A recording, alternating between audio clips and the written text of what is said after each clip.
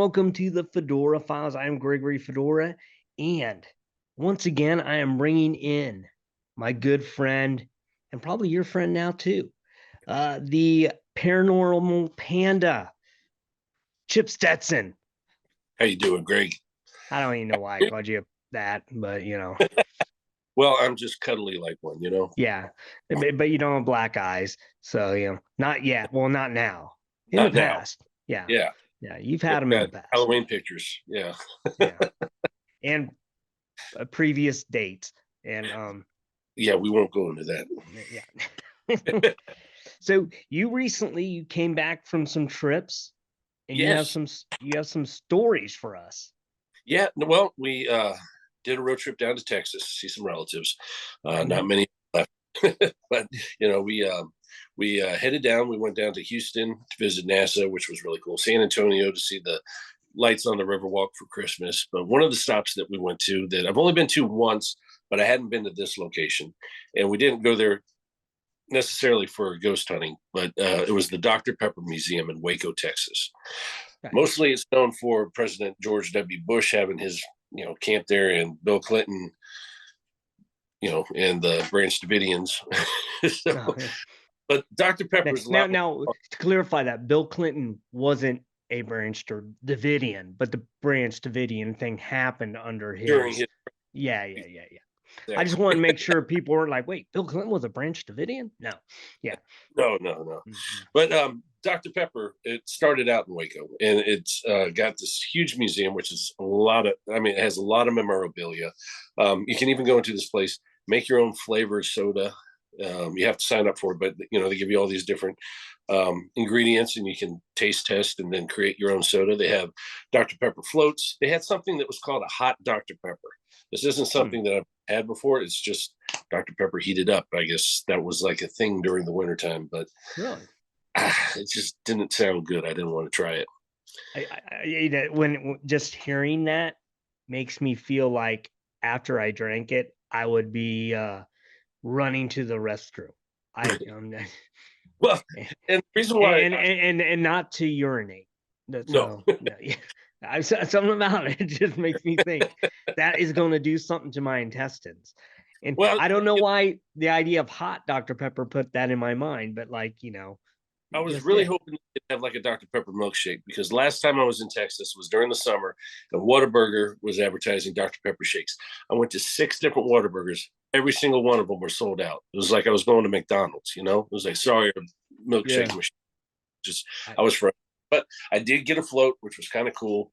And while I was there, I found out that they host ghost tours at the museum. Oh, really? So I about this because we weren't going to be staying there at night, but I wanted to find out about as much information as I could. They don't have any particular stories that go along with these. I don't want to say poltergeist because things aren't getting thrown, but they do see orbs. They do hear voices. They have seen people in period clothes. And like I said, this is Dr. Pepper Museum. They have a lot of bottles and cans behind, closed glass. And without any vibrations or earthquakes or anything like that, bottles and cans get knocked over constantly. So they think there's something going on. So they've started this like intimate ghost tour, which is not really a tour because, like I said, they don't have stories to go along with this. This is more for people that want to investigate the paranormal. You bring your own equipment, you can hold seances, do whatever you like. They do have a lot of old artifacts from Waco. And I don't want to say artifacts like they're hundreds of years old. Back in 1953, there was a big tornado that hit Waco and leveled pretty much the entire town. Okay. They have a lot of pieces of rubble, pieces from homes, things like that. So it could be spirits are attached to these bits and pieces that they've put on display in the museum. But even though, like I said, even though it's the Dr. Pepper Museum, they do talk about Waco, and they do have some other things involved there. One of the more interesting things that they have on display there, which I'm going to try and find a picture of it. I took a lot of photographs. I need to weed through them and find them. If I do, I'll send it to you. They used to have this well where they'd get their spring water out of for their Dr. Pepper. And for some reason, after they closed, they moved to another location. They just covered the well, and for the longest time, they didn't know where it was at. So they went through floor plans and things like that. They couldn't find it. Well, there was a college, I think it was Baylor, which is near and around. Well, it's in uh, Waco. They had some students going there, and they're doing some excavating and studying and just looking at some old, and they found the well, and it's really neat to have it set up. I mean, it's a brick well all the way around, and it's probably about, well, I mean, it's hard to really gauge, but at least 50 feet deep, and it's probably about 4 feet wide in diameter. Oh wow! It's got plexiglass on top of it, so you can't fall in or anything like that. But as you're walking around it, because they do have a rail, they have a mirror that is angled. So when you're walking down, you can look at the mirror and it shows you what it looks like straight down. Now, I don't know if there's anything, paranormal about that, but as whenever there's spring water and, it just tends to generate electricity and intensify spirits. So, it was a really interesting place. They had a really creepy animatronic of a guy that was working at a soda shop, and it was a little much. I mean, they did a good job with it, but really creepy, kind of like that. Are you sure it was an animatronic person and not just a real person that drank too much hot Dr. Pepper? Remember COSI? They had the Hall of Presidents. Oh, yeah. I mean, those things are just creepy. Especially, like I said, I saw that trailer for Megan. Oh yeah. No, just that's what AI and movable, dolls. No, don't want. No. But every year. Yeah, but if you get a chance and you're going through Waco, highly recommend visiting the museum. They have an old Dr. Pepper truck that is sitting outside. I don't know why. They don't know why, but it seems like a lot of the activity focuses around that truck.